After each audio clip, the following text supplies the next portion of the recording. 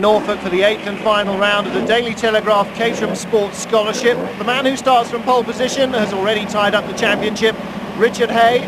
The championship contenders lining up behind him, battling for the lower places in the championship orders. And they are starting in championship positions because there was no qualifying due to the fog. So second there, number 6, Christian Marriott. Third, Cecil Offley. And alongside him, Nick Harriott on the 4th spot on the grid. Notable missing driver here will be Michael Munns, not here to defend third place in the championship at the final round. So away they go after the fog of the qualifying session. Beautiful autumn conditions at Snetterton, and pole position into the first corner. Number 21 still out front, but a big pack behind him. So through they go. We're riding with Andy Toone. Started 14th, oh, and off goes number 12. High-speed gyration for Julian Atkinson into first gear, and off we go again.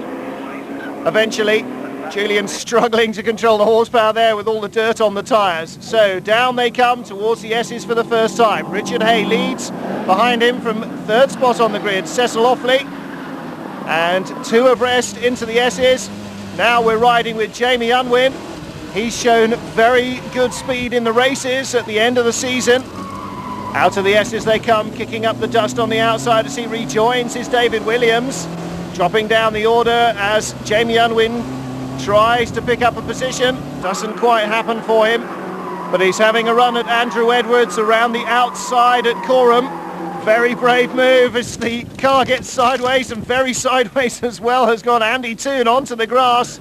Just gathers it up in time to go into the chicane, but only just, and the 1600cc Crossflow Ford really pushing him sideways out of the corner there. Through goes Andy Toone then. Andy Toone started 14th and picking up the toe here as he comes in the slipstream of the cars ahead, nicely dropping out into Riches. Oh, and again a big slide, went in very hot indeed, trying to hold it under power. Has to come out of the throttle a fraction, scrubs off a bit of speed, and slipstreaming, as we saw there, very effective on these long straights at Snetterton. The aerodynamics of a brick in these Caterhams. If you can get in somebody's toe, you can pick up a good 5 miles an hour, maybe more. But out front, Richard Hay already starting to make a break. Cecil Offley there down into 4th place. So a great deal of reshuffling all the way down the order here.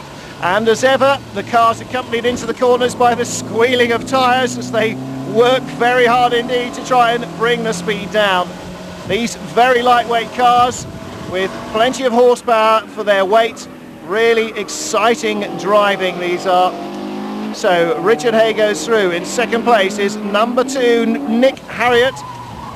And again, Jamie Unwin trying to pick up a position under braking, doesn't do it, but comes down the inside of number 7. What a fantastic move on Kristen Bolton.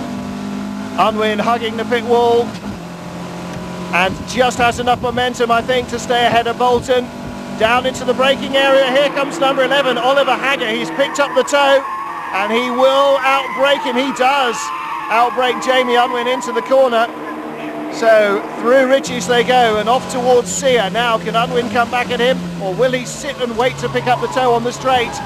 Oh, he doesn't need to, because in too hot goes Oliver Hagger and around he goes.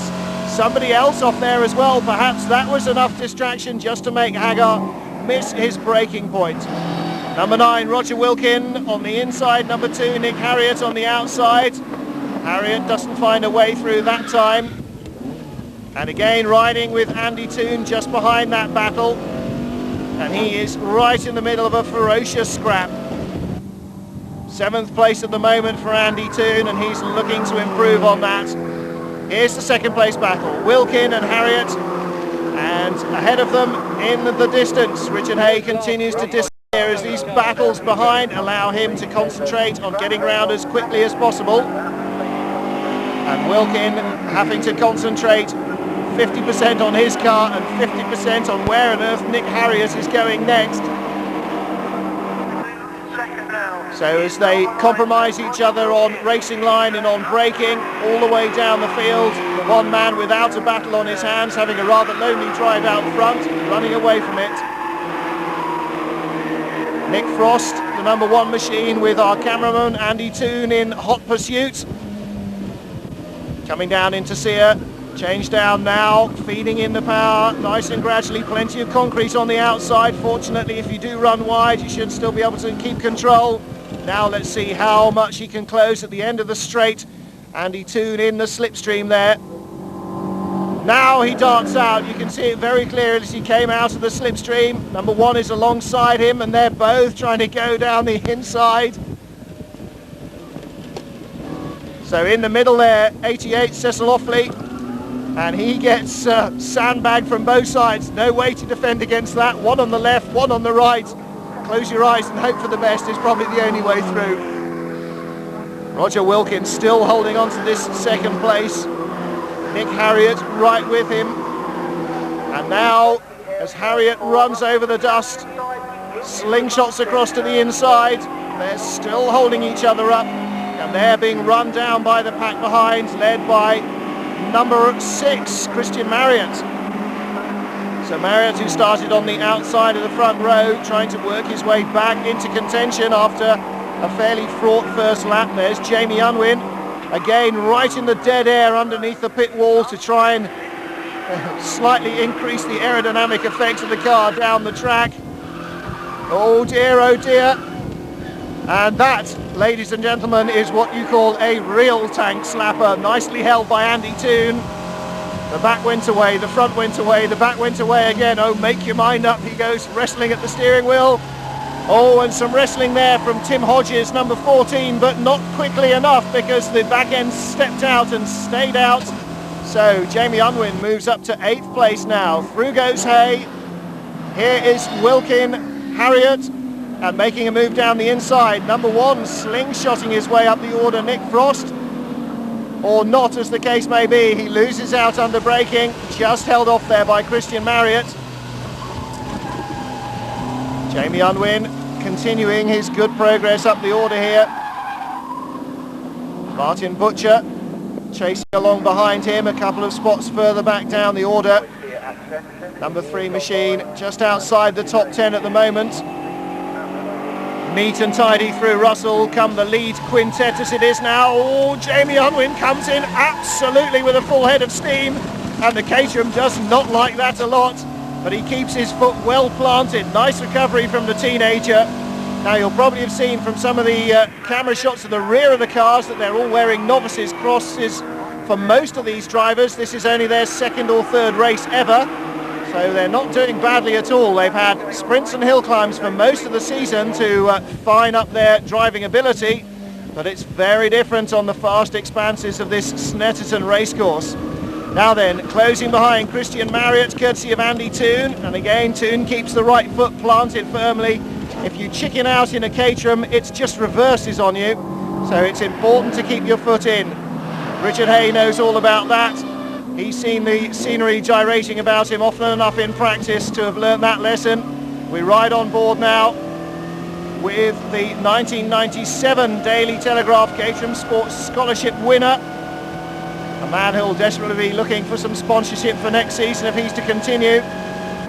Well, he's already into Coram, but the chasing pack behind him, still led by Roger Wilkin, but number 1, the red noseband of Nick Frost behind him. And then 2, Nick Harriott in 3rd place. Still on the back of the pack is Andy Toone.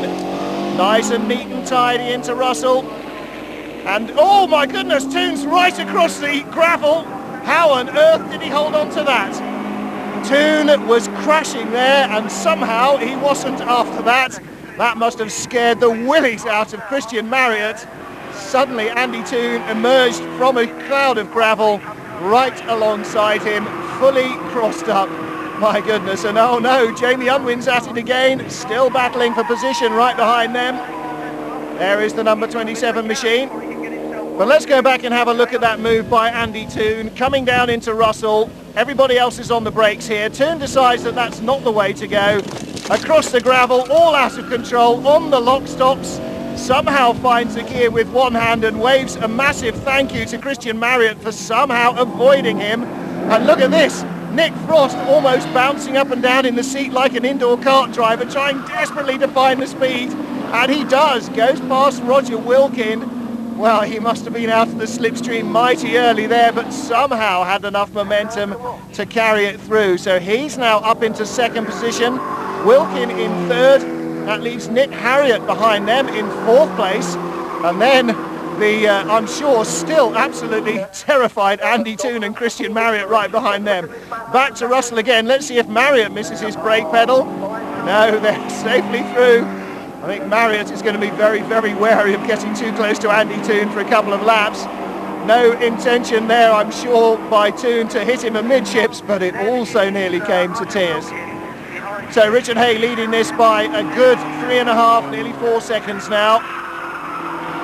Second place here, Nick Frost. But I wonder for how long. Roger Wilkin has got rather used to second place, it seemed to me. Riding again with Andy Toone. Don't forget he's now in 5th place. Oh dear, and Frost gyrates. He's now in 4th place. I'm correcting myself even as we speak. Qualified in 14th. Now he's moving up to 3rd place. He's really picked up a strong 2 off Nick Harriott.